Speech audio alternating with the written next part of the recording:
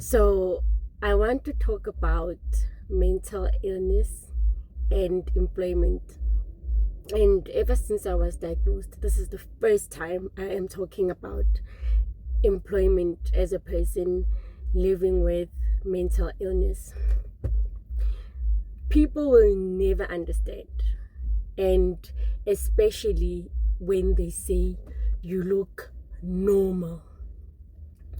The kind of anxiety that comes with us, those living with mental illness, the kind of anxiety that we get when there's a task ahead of us, it's debilitating. It's like you are scared that this is going to work out. I'm going to do my best, and it is going to be the best. And struggling again with, what if I sabotage myself? Now, with my session coming up next week on the 9th, I told my friend this morning, and I said, I am so freaked out. I am so nervous because it looks like it's going to be a success. And that's where people with mental illness, that's where we self-sabotage. So for us not to be with this feeling, we will just drop everything. And then starts the cycle of self-pity, self-punishment, and now you're thinking, I should have done that. And then that also comes with missed opportunities. I am not okay. And there, I asked myself things like, why did I start? Why don't I just get on TikTok and do the videos that I just do? Why excuse me, why did I have to put such a huge task on myself? As people would say, I threw myself in the deep end, and I don't want to cry. But people living with mental illness that can't work, it's not that I don't want to, it is hard. And it is hard for two reasons. It's going to work out, or I'm going to give up.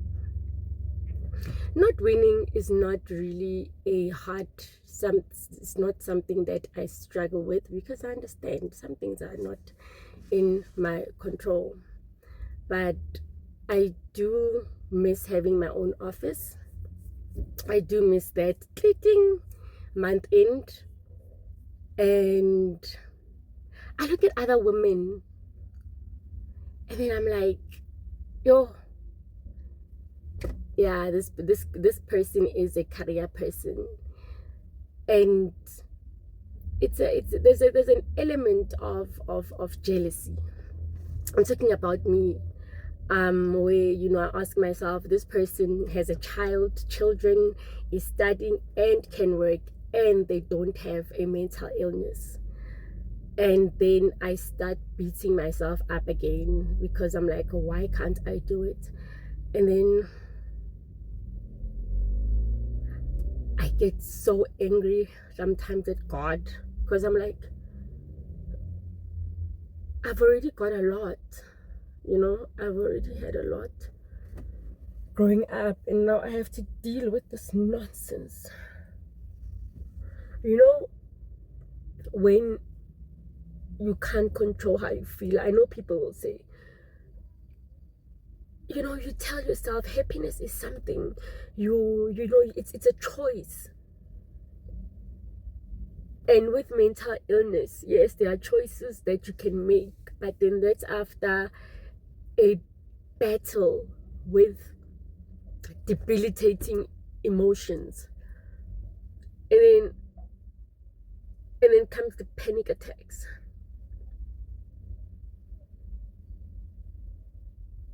Like today was just so hard. I did the posters for the speakers, and then now it was getting too much because I got another speaker, and then now I have to do his poster. But then now Canva, I don't know what happens with Canva now. I think they give you a certain amount of clicks or time, and then after that it doesn't want to. And I'm thinking, why would I pay 110 every single month. Yes, I need it. But then that there comes that feeling of, let me just leave it. Let me just leave it. But then again, I think I've involved so many people. It's okay for me to disappoint myself. That's okay. I can live with hating myself. But, and I don't wanna, I look at my son and I'm like, how am I going to tell him one day that mommy has, like, my son, I'll go like, she's like, mommy, where are you going? I'm like, I'm going to the psychologist. Like, what's a psychologist? I'm like, somebody that you talk to. It's like, why don't you talk to daddy? I'm like, oh. And I am so afraid of a time when he gets to an age where I have to explain to him what mental illness is. And then again, I get so pissed. I get so pissed at God. Like it's like I wish he could come and he sits here and then I ask him, like, why? Like, why? And living with mental illness, it's more than the chemical imbalance when you are living with it. People that see you, yes, they see a chemical imbalance. They see what they read on Google. What you are reading is 5 times worse than it's worse living, like, the reality of it. So whatever you are reading, when they say panic, anxiety, or bipolar, or the the volatile emotions of bipolar, times that by 10. And then you still have to be a mom, a wife, a mentor. I don't even get to, that's the thing with anxiety, and I think that it comes with being I don't know why people like the thing with these codes, like, I want a new medical aid from next month, and I did a quote on Hippo. They are calling me every 2 hours. It is annoying. It is annoying on top of the horrible day that I am having. Anyway, and that also makes me nervous because now they're putting pressure on me to make a decision, and I hate making important long-term decisions when I'm under pressure.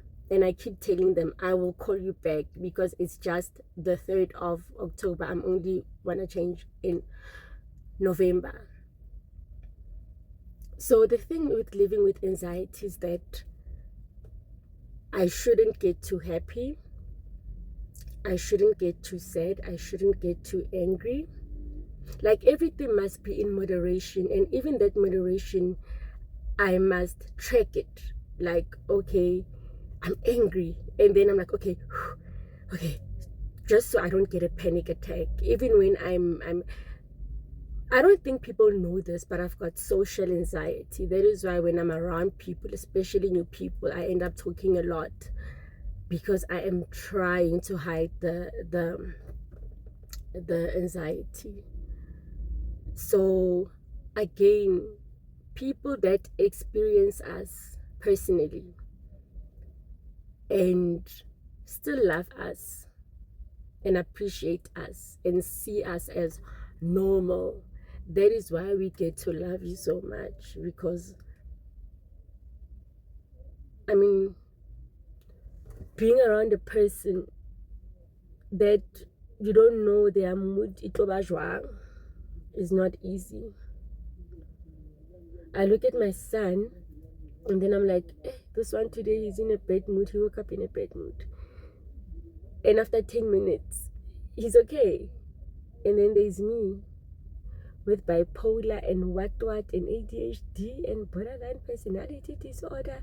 And then with the borderline, I get so angry at my upbringing. I get so angry.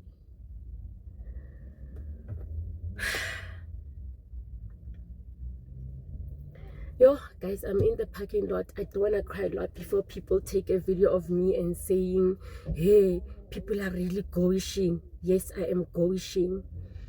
And it's something that's, I hate the fact that I can't control it. And I hate being on the medication. I hate the medication. I've even stopped taking painkillers or anything that makes me drowsy, because it's so traumatic for me because of my medication, because it is so strong and I don't want to have that feeling unnecessarily. Like even when I've got period pains, I would rather suck it up. So yes, everything with mental illness is just to the extreme. There's somebody looking at me. I'm sure they're thinking I'm crazy. It's just to the extreme, and I think I am going to, actually I think after this I'm going to cry my lungs out, because there's nothing else I can do.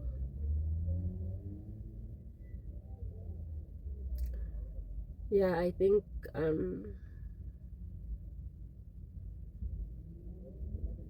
so women, when another woman living with mental illness says, how is it working? We're not saying that because we want to know how your day goes. No, I don't want to hear that. I just want that feeling of, you know, just when you talk, I get to put myself in the situation. I'm like, I can imagine the feeling of fulfillment. And yeah, it's not easy, and people are very judgmental towards me for not being employed. They are very judgmental, and it hurts, because once, you know, people look at you, especially when people are gonna go like, yo, ole motle so, and you can't explain to them that I cannot work.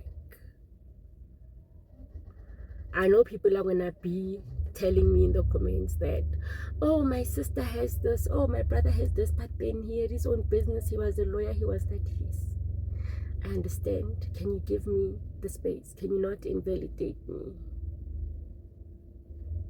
I never thought I'd say that. I never thought I would beg for sympathy on social media.